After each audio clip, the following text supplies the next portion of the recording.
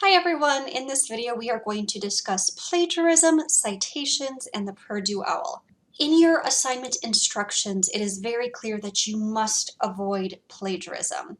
You may have heard of plagiarism before, but just so we are all on the same page, plagiarism is presenting someone else's words or ideas as your own.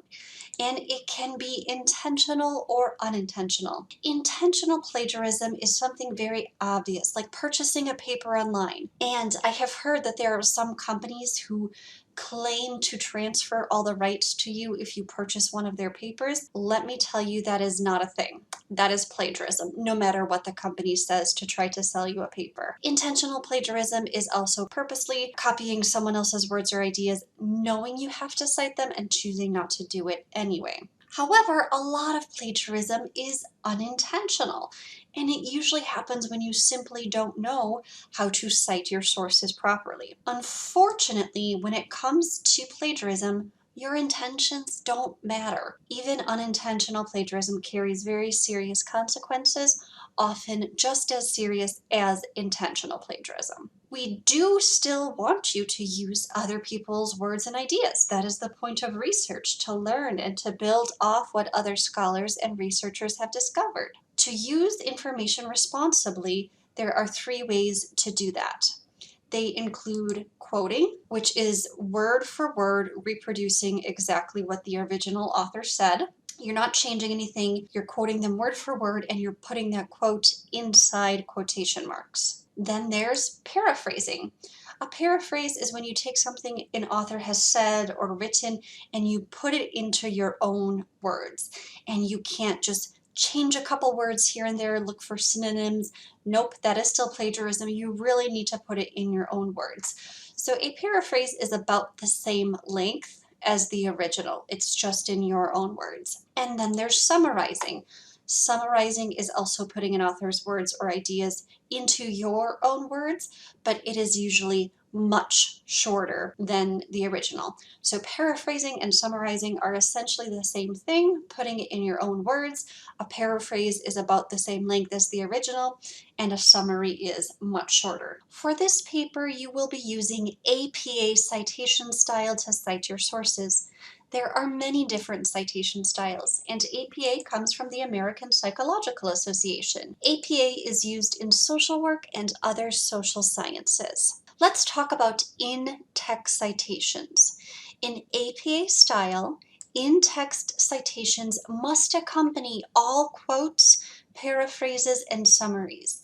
Anytime you quote, paraphrase, or summarize, you must have an in-text citation. Anytime you use someone else's words or ideas, it has to have an in-text citation. So what is an in-text citation? It is a brief reference to the full citation of the information source that occurs in your references list. In APA style, in-text citations usually include author's last name and year of publication. If you're using a direct quote inside quotation marks, you will also need to include the page number that that quote appears on. So you may be wondering, when should I cite?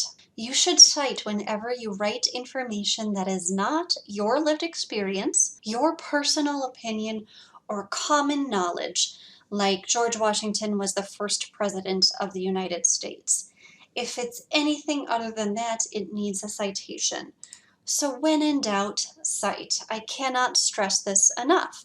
APA style also uses a references list. It is a full listing of all of the information sources you refer to in your paper. So if you have an in-text citation for an information source, it should be in the references list. If you do not cite it in your paper, it should not be in the references list. Citations can sound overwhelming and complicated when you're first starting to work with them and before you feel very comfortable with them, but thankfully there are a lot of really great tools that can help you out, and we are going to look at two of them.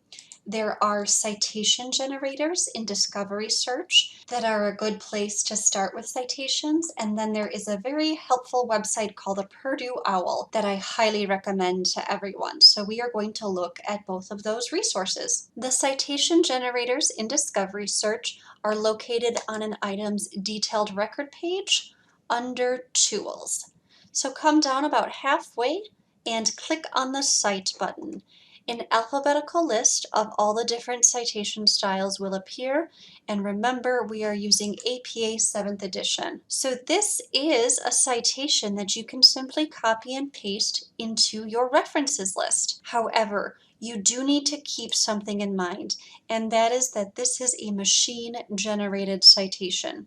So all it is doing is pulling the information from the detailed record.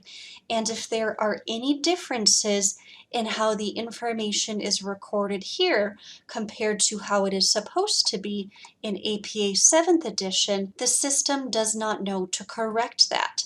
So what these citations are very good at is getting all of the elements you need for the citation and putting them in the proper order. But where they go wrong is usually with capitalization, punctuation, sometimes italics.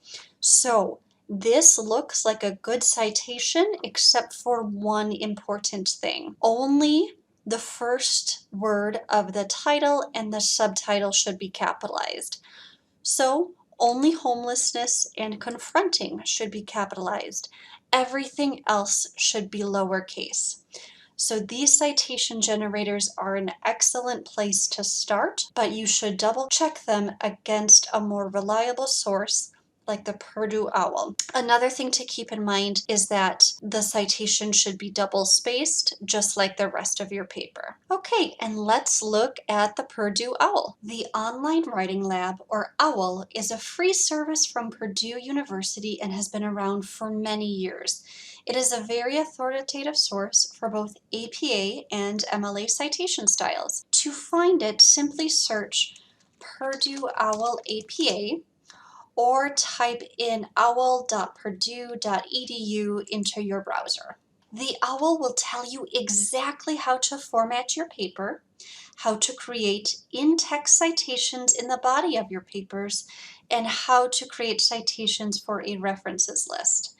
They even have a sample APA paper that you can take a look at to make sure that yours is formatted correctly. It can definitely take some time to learn under which section all the different types of sources are listed, so it can be a little frustrating in that sense. However, it truly is the best resource out there, so I strongly encourage you to use it until you are comfortable with it. Let's take a look at in-text citations. The OWL will tell you exactly how to cite different types of authors, even an unknown author or an organization. It's very, very helpful. And of course, all the different types of sources for your references list are available too. I know a lot of students prefer using citation generators like RefWorks or EasyBib or Zotero. I honestly think it's easier, faster, and safer or more reliable to teach yourself to create proper citations using the Purdue OWL, but feel free to use whichever method works best for you.